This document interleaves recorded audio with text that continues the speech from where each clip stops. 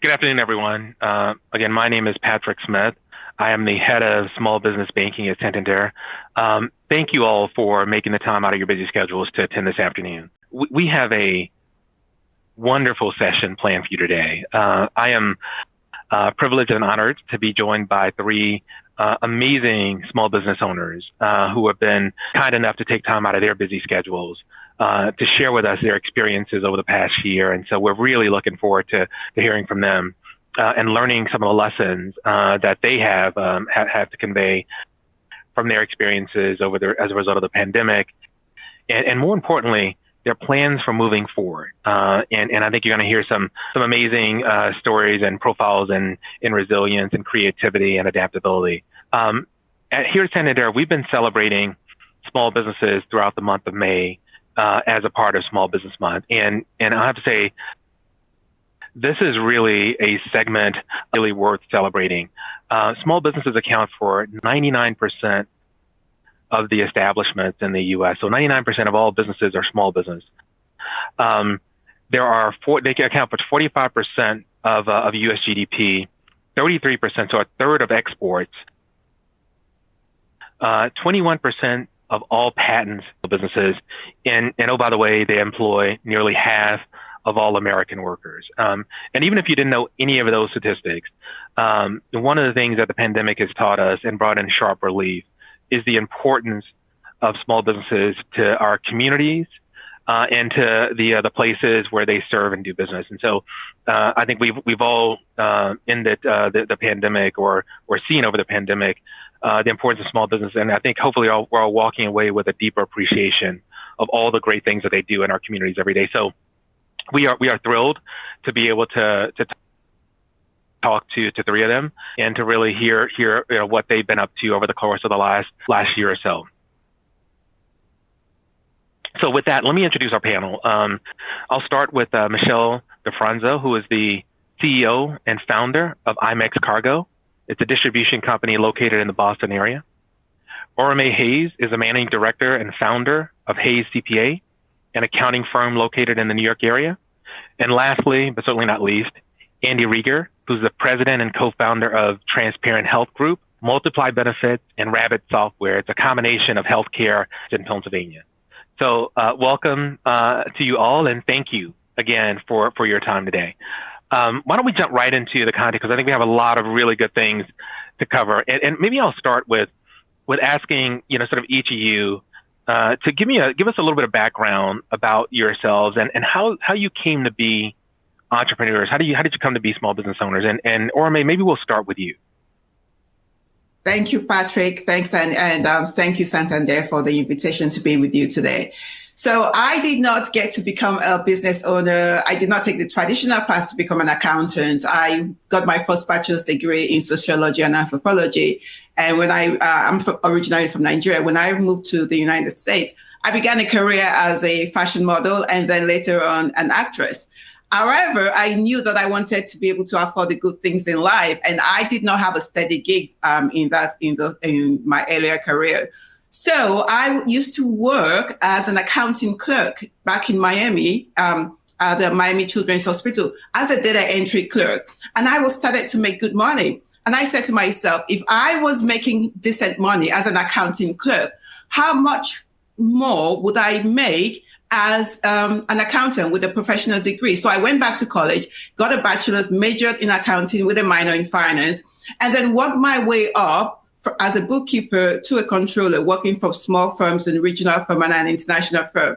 And along that line, as many folks do, I was preparing tax returns on the side. And I had gained a lot of experience from my employers. And I said to myself, why don't I take these skills and the knowledge that I have and apply it to a lot more people, reach a lot more small businesses. I know not a lot of small businesses can afford to hire the big accounting firms. And that is when 4 years ago, I went out on a limb and I, opened up my doors to serve the public. And so far, I love it. It's great. That's the best satisfaction so far, serving so many small businesses and making them realize their own business dreams. Well, thank you for that. That's terrific. And I love the realization that you had even more to contribute and do, and so that's fantastic. Thank you and welcome, Michelle. Why don't we go to you? I understand that you are actually celebrating 20 years of being in business. We just celebrated in November our 20th year anniversary, and I've actually been in cargo logistics for 30 years. Prior to that, my background was in banking, and I worked in the commercial lending department. And to be honest, I was just so fascinated about business, and I would go and read through hundreds of the business plans and meeting with the entrepreneurs, and that just excited me. Just to see their passion and, understand what made them, drive, what was their driving force and things like that. And it was just, to me, the most exciting thing. I was kind of starstruck. And I got a job in freight forwarding. I got my start there before I started our own business. And cargo logistics kind of chose me. I knew that I wanted to run my own business, and I knew that I wanted to have my own company, but I never imagined that it was going to be in logistics. But once I kind of got involved in that, the passion just took me over.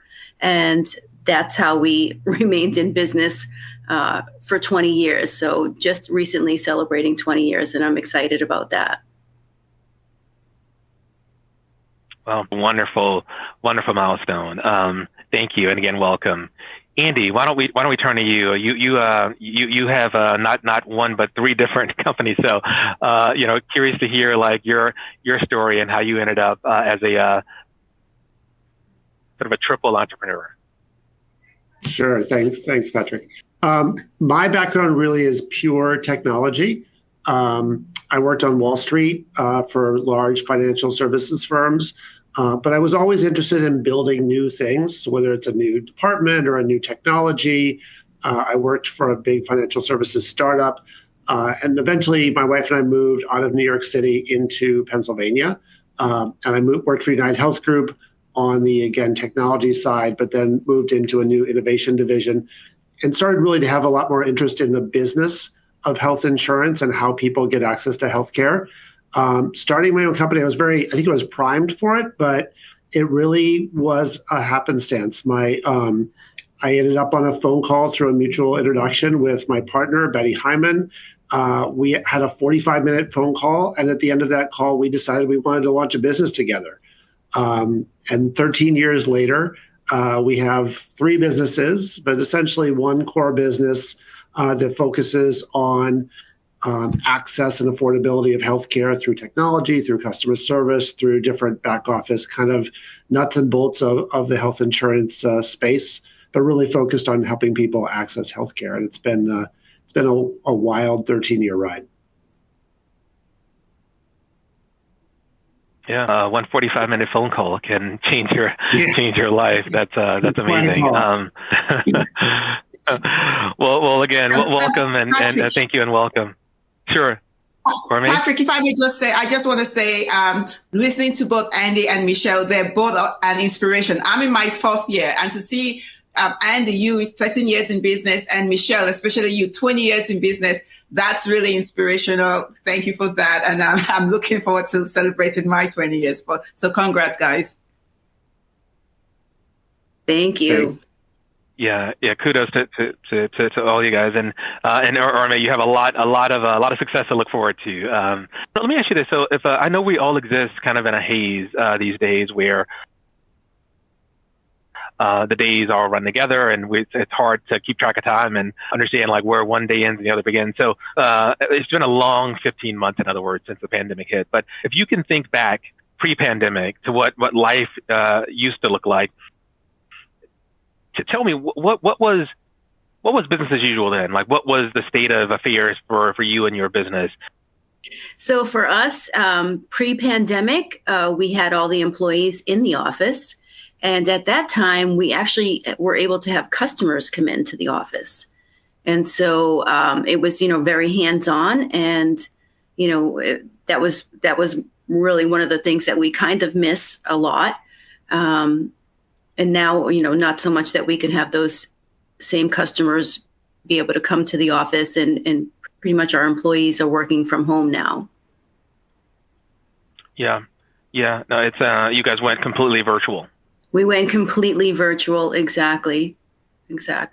Yeah. No, that's amazing. No, thank you. And I can imagine like that was like a lot of folks, that was that transition from office-based to virtual one. Especially to not be able to have your customers, come to the door where we would be serving them before. That was really, quite challenging. Yeah, a big change in the way that things were being done. That was a big change, exactly. Yeah. No, that's awesome. Well, and we'll come back to that in a second because I want to hear a little bit more about that. But Andy, how was life for you pre-pandemic? What was business as usual like? Yeah, business as usual for us. We were a little bit more distributed. We do have an office in Swarthmore, Pennsylvania, and all of our staff are in the office, but we had members of the management team spread out through New York, New Jersey, and Pennsylvania. So we were a little bit more distributed. We were growing rapidly. And so we were definitely in the middle of a growth phase, bringing on a number of new major clients. And getting ready to launch some significant initiatives. It's partly why we have 3 different companies. And so COVID kind of was a dramatic shift in business for us. But yeah, we were in a significant growth phase running into March. Yeah. And but already, with some muscle memory around working virtually in a distributed fashion. Yeah, absolutely. Yeah. And we, I think much like everyone else, our business really shifted from in-person, kind of in an office customer service and technology teams to a fully remote experience. We essentially, on the flip of a switch on a Friday, sent everyone home and moved to a completely remote experience with all of our staff members working from their homes, which is a big change and took a lot of work to figure out how we could all work together effectively. Yeah, I can imagine. Even for a technology company, I can imagine like that's a big change given how you guys were operating. It was. I mean, we were already because we had people in different states. We were used to working Slack and Zoom and kind of the standard tools, so we at least had that advantage. But you forget that it's not so easy to just peer over someone's shoulder or ask a quick question or glance to see if someone's available to have a conversation. And kind of changing your corporate culture to how to work effectively remotely is a big shift. We're still tuning how we do that. Yeah, no, trust me. I think that sort of getting environment has been, I think, a long learning curve for a lot of us. No, but thank you for that. That's great. Rumi, what was the old normal like for you? Yeah, the old normal was very busy. It's still busy now, but it was very busy then. I had 2 locations. We had a shared space, a WeWork space in Manhattan, and a regular office in a commercial office building here on Staten Island. And I had staff that came into the Staten Island office, and I would use the Manhattan office to meet up with clients who did not want to get on the ferry to come out to Staten Island. But it was servicing local clients with their accounting, tax, advisory, bookkeeping, payroll work, as well as servicing clients in other states. And also I have a couple of international clients. But it was that in person, it was a lot of interaction with my staff in my Staten Island office, but a lot of the times interacting with clients was also done virtually because I knew I did not want to be limited to serving only local clients. So that was something that was built into my practice right from day one. But the fact was that, I still went out to Manhattan, did all of that interaction and mingling with other clients and also with other professionals in the other CPAs in the professional, because we bounced a lot of things. Networking was very top of mind for me because that was how I was also growing my practice. So, of course, with the pandemic, everything changed, but that was what the hours are still the same, definitely, but it was busy.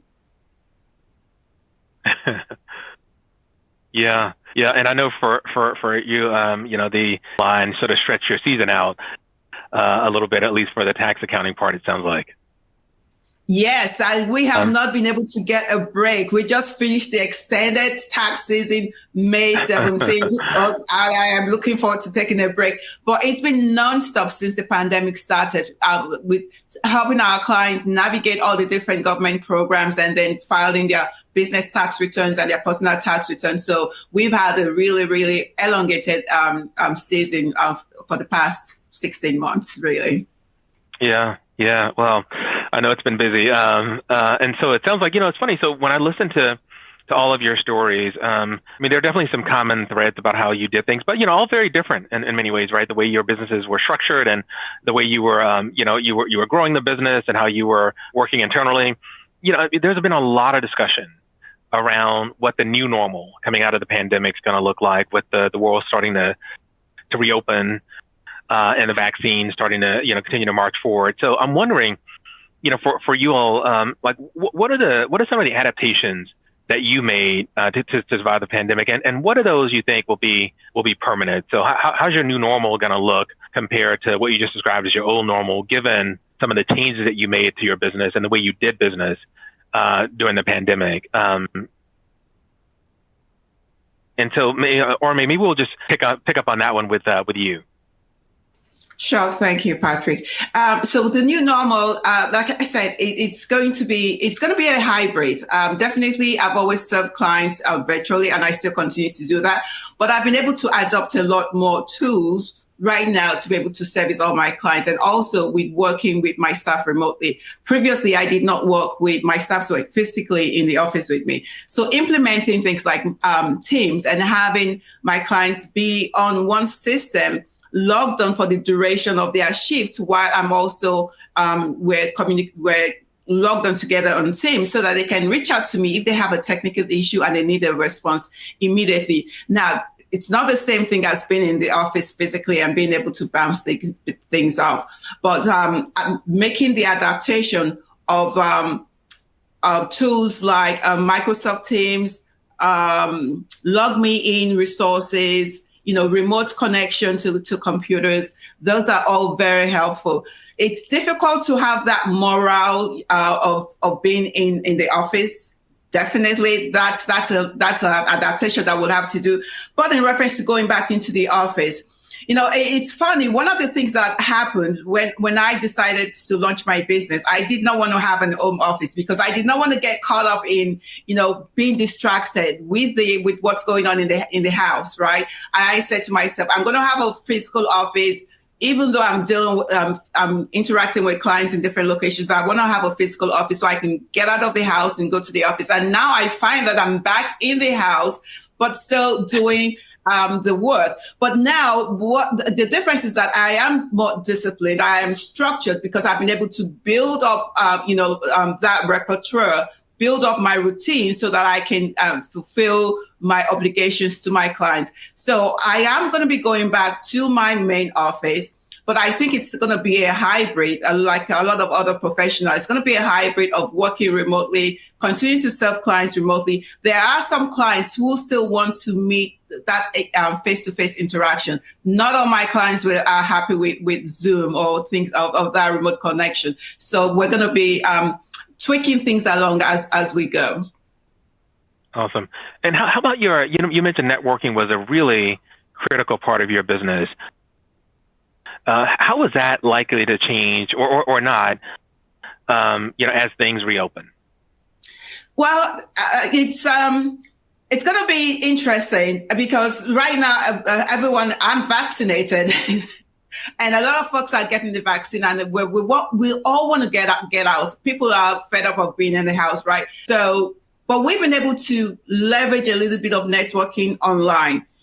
It's not the same thing as in-person networking because you can go off to, have a private chat with someone. Yes, you have, chat rooms in the virtual world that you can tap into that resource. But there's a difference when you're actually physically in a location. I've been in professional associations in which I get to meet different organizations and different people. And I've made new connections on Zoom. I've been able to present to a wider audience of people because now everything is virtual. So there is some benefits that has come with being able to network with other associations remotely using the virtual world. But I do believe that the in-person network, because that's just such an important resource. There's a lot more that you can get by having that face-to-face interaction. You see the body language of the person that you're talking to, and once you build that rapport, you guys can have a good business relationship if you're so inclined. Yeah. No, thank you for that. That's fantastic, and I see the same. I think as a video conference certainly looks like it's here to stay, but it does feel like there's a certain quality of in-person interactions just can't be replicated. So I think that sort of it's an and not an or going forward makes sense. Andy, how about you? What did you do different to guide the business through the pandemic, and what of what you did is likely going to remain?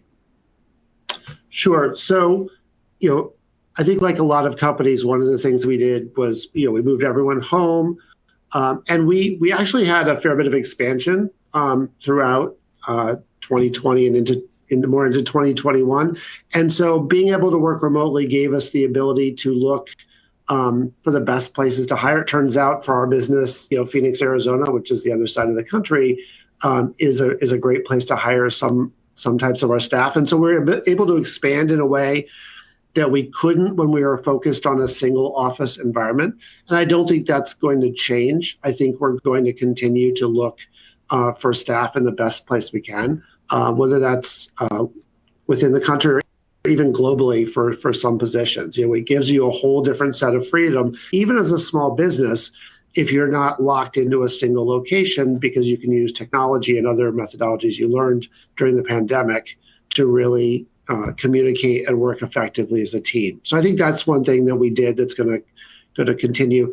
The other thing is that all new business kind of stopped. We do healthcare and health insurance rather, and nobody's switching health insurance during a pandemic, right? Like no one wants to mess with their health insurance.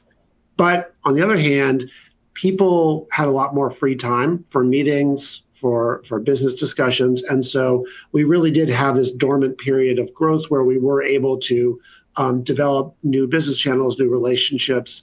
And I think utilizing Zoom and remote meetings along with face-to-face is really going to be a way that we can more effectively grow rapidly and develop new relationships.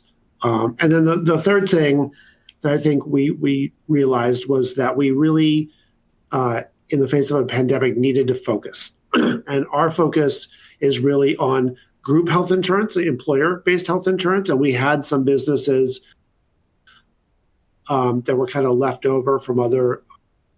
And so we're actually selling a company, one of our companies, and really focusing on our core business. And I think if anything that COVID taught us, it was that there's a real value in focusing on what works and what you're good at, what your core is. And we're taking that lesson into 2021 and beyond. Yeah, no, that's some real silver linings there, right? I think in terms of and congratulations on the sell. Thanks. But I think that, and I love your point about, we see other smart companies of varying sizes do this, is really sort of taking advantage of the broader availability or access to talent, just given the the tolerance of working more remotely. So that's a great benefit. Now, Michelle, how about you? What are some of the things that you last year, and what do you think you're gonna sort of keep, and what are you gonna move away from as you reopen? I think the same like RMA and Andy, it's going to be a hybrid model, because what we come to realize is that, everybody has their own preferences and their own internal struggles that they're dealing with within their families. And so just really being, aware of that and having those options available so that you can retain, the talent that you need to continue operating. And same thing like Andy had mentioned, now, with the whole teams and, communication being that much more accessible, to be able to work remotely, we'll be able to expand our business and not only look within our area here, but also across the U.S. And also globally. So I think that that's one of the things that is going to be one of our new takeaways, that we can actually do that. And having seen that we've been, doing this for the last 15 months, that's really helped us to really understand where we can put and utilize those resources for the future with our staff and employees and things like that. So. Yeah, no, that's great. And again, I think that's that definitely is a lots of sort of things to worry about over the last year, but it feels like emerging from this, that's definitely one silver lining. And I'm sure that helps in terms of like just being able to have just broader access to talent folks is always a good thing. The one thing that has been great, obviously you can never, nothing's going to top the in-person connection, but for us, I feel like we have gained a lot more ability to connect with some of the folks that we needed to as far as new business was concerned. And, Zoom and Teams and things like that have really given us those tools to be able to connect with people and expand our business. So that's been really great for us. Yeah, no. And is that something you're looking to continue? Like, being able to leverage, video conference and virtual means of connecting with new customers? I think so. I really feel that way. Like the amount of people that we did connect with, as far as, cold chain supply solutions and, being able to provide our pharma care solutions, we had ability to connect with a whole bunch of people that we might not have really seen before. And, it was businesses, other businesses, larger businesses across the U.S. So they weren't just businesses here in New England. And, I might not have been out to see those folks, but now they're actually calling and, you set up more meetings and getting to know folks. Yeah, no, I think that's amazing. And for your business specifically, because you are in logistics and cargo, were you guys involved at all in the vaccine distribution in any way? Absolutely. So we have had cold chain supply solutions for over 10 years. We ship out different types of healthcare and temperature controlled commodities for the longest of times. But really what we had to do was just like gear up for what was really coming and knowing when it was going to be happening. So we first started with the PPE. And, a lot of because we represent some really major carriers, and the first thing that people were looking for were the charters. And, we have really big planes and a lot of PPE needed to be moved. So that was the first batch of everything that was kind of going on in the shipping logistics world. And after that, not after that, but, I guess in conjunction with that was the vaccine. So that really helped us to really grow and focus on those business opportunities. Yeah. Well, so I saw yesterday from the CDC that half of Americans have received, I think they're at least partially vaccinated. And so that could not have happened without companies like yours. So thank you for all the great work. And I'm sure it was well, it sounds like a great opportunity. I'm sure it was a stressful, busy time for you guys. So thank you. It's wonderful. I think how the performance logistically of that program has been. So you mentioned PPE, which made me think of PPP, which is the Paycheck Protection Program. One of the things that's always, Andy, an issue for businesses of any size, certainly small businesses, is the issue of cash flow and maintaining working capital. I'm wondering, what are some of the things you did? Because a lot of companies, small businesses especially, got squeezed for cash, right? Businesses were forced to close in some cases, and a lot of activity stopped. And like you said, in some cases, if you relied on people doing things like switching insurance, that actually behavior didn't happen. I'm wondering, what are the things that you did, just given the changes in behavior and then sort of the resultant change in cash flow to maintain a healthy operating cash flow during the pandemic? What did you what are some things that actually help you to be able to continue to sort of maintain the right levels of working capital? Yeah, cash flow is critical, obviously, to any business, but especially with the pandemic, it became a significant concern. Although we didn't, fortunately, lose business ourselves, our customers all had their own cash flow issues. And so we couldn't necessarily be confident that we were going to get our invoices paid by our customers on a timely basis because everybody was under a lot of pressure. And so this is one thing. I know this is not really supposed to be a commercial for Santander, but I can't stress enough how amazing Santander was, and especially Karen, our small business banker, in really helping us cut through the paperwork, meet the deadlines, and get access to that PPP loan, which was a real lifesaver in the beginning of the pandemic. It was really critical and allowed us to stay stable and strong through the first couple of months until a lot of our customers got their feet under them. So the PPP loan was huge, but it was very difficult to access. And without our banking relationship that we developed over the years, we would have had a really hard time accessing those funds. So that was critical. And then even outside of the construct of like the PPP loan, we've had the ability to develop funding mechanisms through Santander, even as a small business. And again, we have a real strong relationship. When I walk into my Santander Bank, people say hi and they recognize me, and I know who people are. And so we've kind of built in some lines of credit and other methodologies to make sure that if there's any fluctuations in cash flow from our customers, we don't have stress on the business. So it takes planning, and in the event of the PPP, there's nothing we can do to plan, but it also takes the relationships that you build ahead of time. I think that was critical. Yeah, no, I think that's a fabulous point around just being planful as you can, right? Yeah. And I think your point about relationships, because invariably there are going to be things in life that you can't, hopefully not another pandemic, but inevitably things that you can't plan for. And I'll say, we're honored to have and our other small businesses with PPP loans and providing you access to that at a time of need. So, and I'm happy to hear that you had a great experience and that was really useful to helping your business maintain cash flow. So that's great to hear. It was critical. Ormi, sort of similar question for you around this. So, I know that you also were able to procure a small business loan. I'm wondering again, like what things you may have done, and more importantly, what advice would you have? I think Andy just sort of concluded with a really nice piece of advice about being planful to the extent that you can.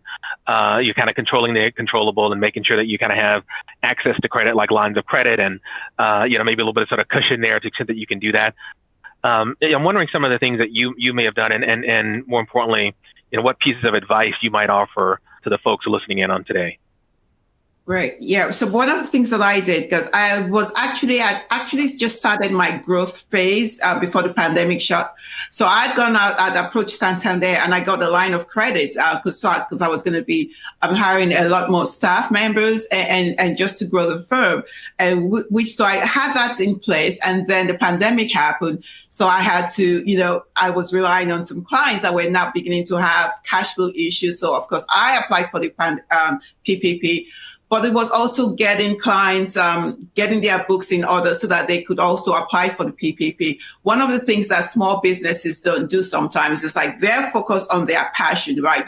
Fulfilling whatever their business goals are. And sometimes they forget about the accounting or the finance side of things. And so, this came to pass that some of them were having issues getting their financials, getting the data that we needed to be able to file for the PPP application or apply for grant for funding from other sources. There are lots of philanthropic organizations that were helping small businesses, and I would always advise my clients, go ahead and apply for everything that's out there, that's open. City programs, state programs, or just regular businesses that were trying to help businesses in the community.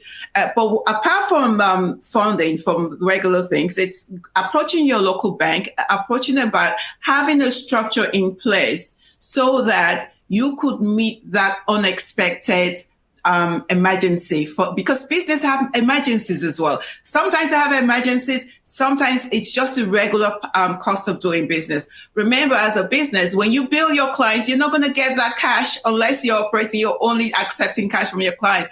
You're not going to get cash right away. So you have to plan. You have to do your projection. So that's one of the things I say to my customers regularly, you need to maintain a good cash flow. You need to have maybe a line of credits in place so that you have the projection, you have the cash to meet your upcoming payroll, you have the resources to replenish your inventory if you're selling goods, whatever you need so that you can make your rent. Scale down, cut down expenses. Right now, I gave up my WeWorks office location in Manhattan because I don't need that location. So that's helped me with my cash flow. Look at all those things and streamline what you need to do. But again, look at those your financial institutions and get some backup resources, because that's very critical. Without cash, you cannot run your business successfully. It's a great reminder to just sort of, as we look forward to the next, phase of reopening, that cash flow management is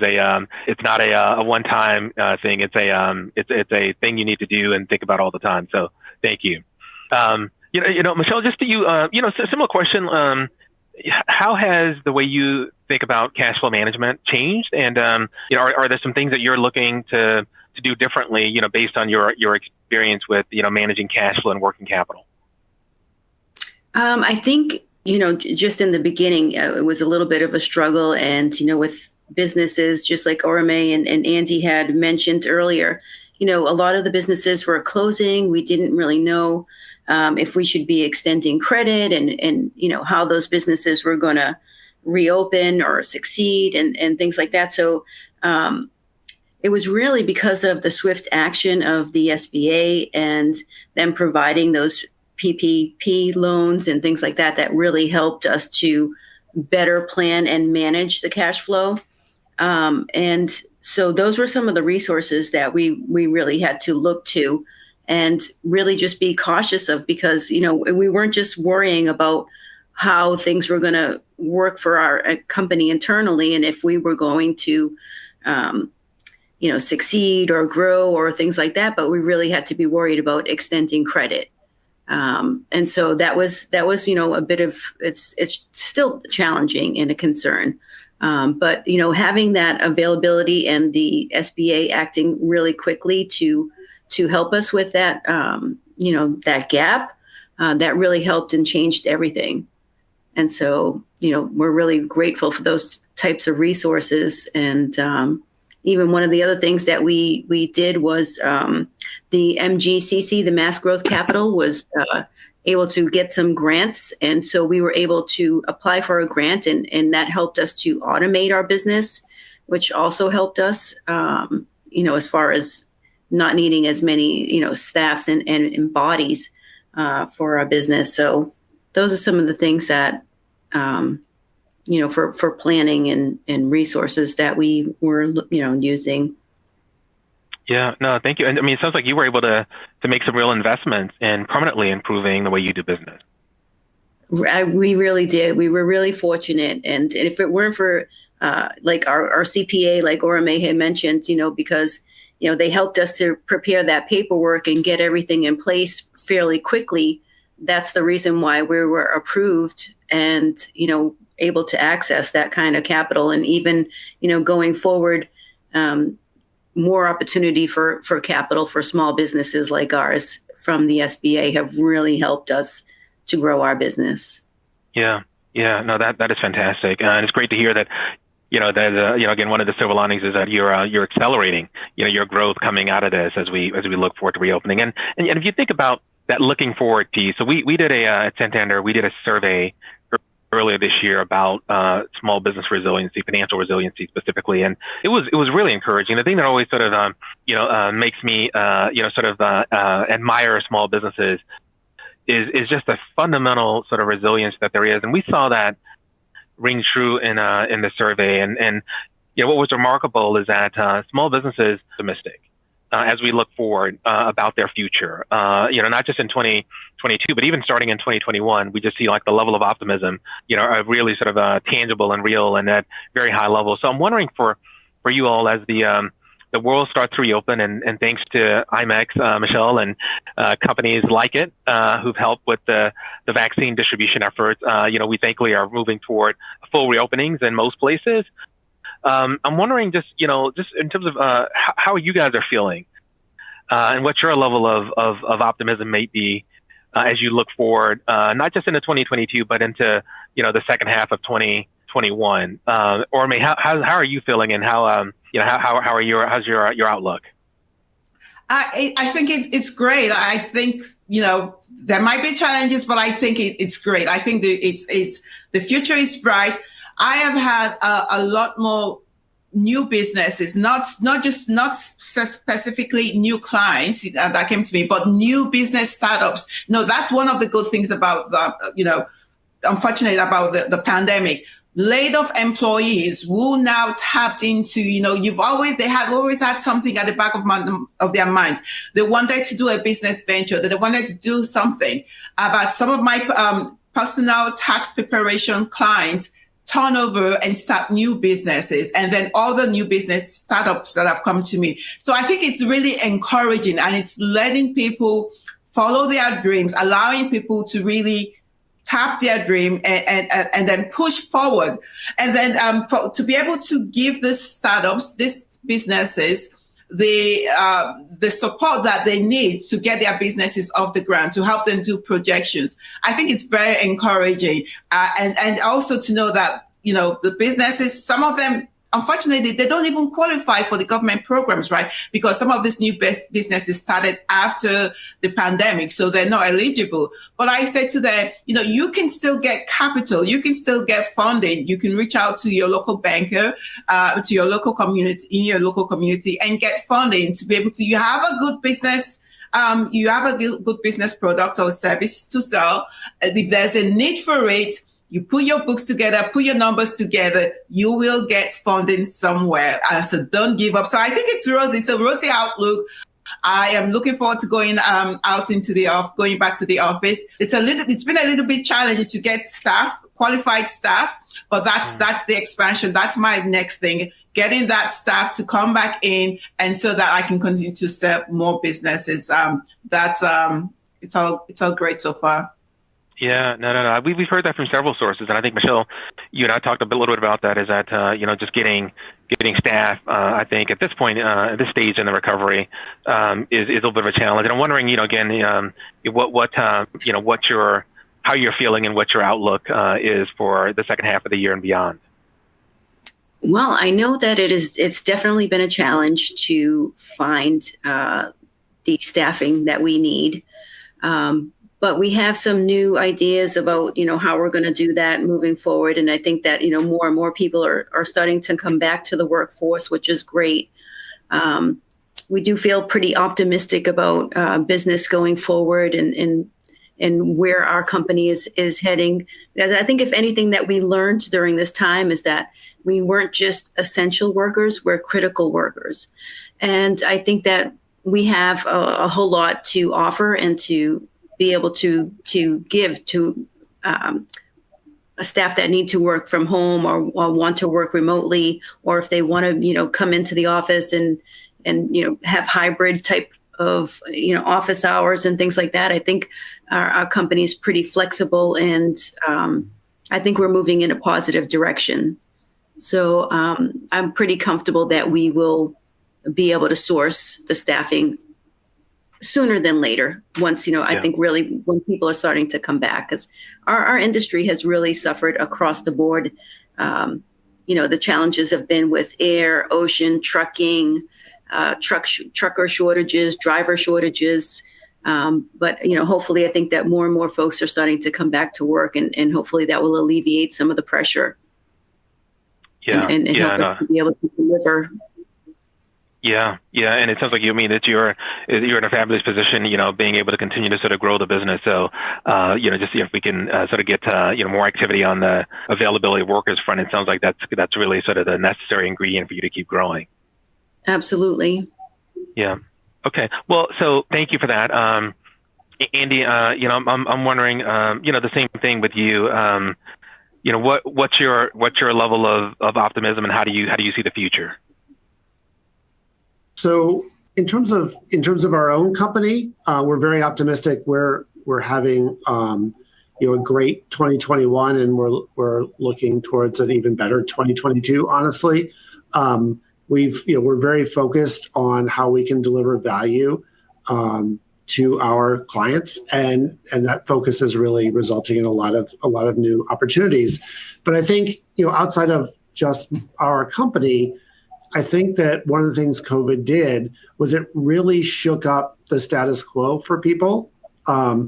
Everybody is kind of re-examining how they live their lives, how they do their work, what they buy. I mean, going from a pandemic to reopening just, I think, makes people question a lot of things. And small businesses have the ability to be very flexible and very nimble. So one of the things we've done is really positioned ourselves within what we do to meet the new needs that have happened since the pandemic. And I think that's the real opportunity for small businesses, is to identify how consumers or how businesses are looking to operate in the new norm and really position themselves for growth. So I think that's where I see the best opportunity, not just for us as a company, but in general, is for people to really figure out how life and business will work post-pandemic and adjust to meet those needs. Yeah. No, I think that makes a lot of sense. Well, let me just remind the audience, we have about 10 minutes left, and we want to invite you into the conversation. So feel free to enter any questions you might have in the QA box, and we'd be happy to take those. There is one which I'll just sort of just take quickly, and then we'll have a couple other questions. There's a question in the audience around PPP. My guess is that may be some additional lingering questions out there for the Paycheck Protection Program. The Paycheck Protection Program officially came to an end, or is coming to an end on the 31st of this month, and so the appropriations for that program officially expires. Now, the reality is that even though the program is formally expiring on the 31st, the funds for the program expired a couple weeks ago. And so the SBA stopped accepting applications from banks. There were some set asides still available from small community banks and community development financial institutions. And so there was a few $1 billion left for that. But I think at this point, even that money is mostly exhausted. And so the SBA has really been concentrated on making sure that there is a series of clients or some applicants whose applications were sort of flagged for review for various reasons. There is a little bit of funds set aside to make sure that those folks that successfully cleared the review could get funded because they submitted the application ahead of the deadline. But that really isn't. And as far as we know right now, we haven't heard anything from the government or the SBA that indicates that they are going to extend the program. And so it looks at this point like the program has officially come to a close, and the funding has sadly expired at this point. So I just wanted to make sure that we got that one out. But let me get back to the panel here because there's something I've really been dying to kind of and convey ask you guys, because the theme that we have at Santander for Small Business Month this year is the start of something big. And I love hearing about all of your stories of resilience, how you've adapted your business, and there's still this underlying thread of growth in all your businesses. And so I wonder if you could each share with us, what's the one big thing, plan or bold action that you're looking to take in 2021 on behalf of your business. So, or maybe we'll start with you. So the one big thing really is to grow my firm. So actually, I want to piggyback off what Andy said previously, which was that when he started his business, he started a partnership. I had looked at forming a partnership when I was going to start my business. But with the advice that I received was, a partnership can be very difficult because sometimes it's almost like getting married, right? So you could make it either way. You really need to know that partner that you're getting into partnership with. But I need to scale my business. Right now, I'm the only CPA working in my firm. So I do hire staff, but I need the resources. It's always useful to be able to give advice and have as much one-to-one contact with the clients as much as possible. And there are only so many hours in a day. So my one big thing is to take my firm to the next level and then start to partnership with, right now I do partnership on a consulting basis. on a consulting base with other CPAs, but I want to take that to the next level and then get into just some of these structural growth programs to be able to scale up businesses. Yeah, well, that's awesome, and it's fabulous to hear that that growth is on the horizon for you and your business. That is great news. Michelle, how about you? What's the one big big thing that you're planning to do?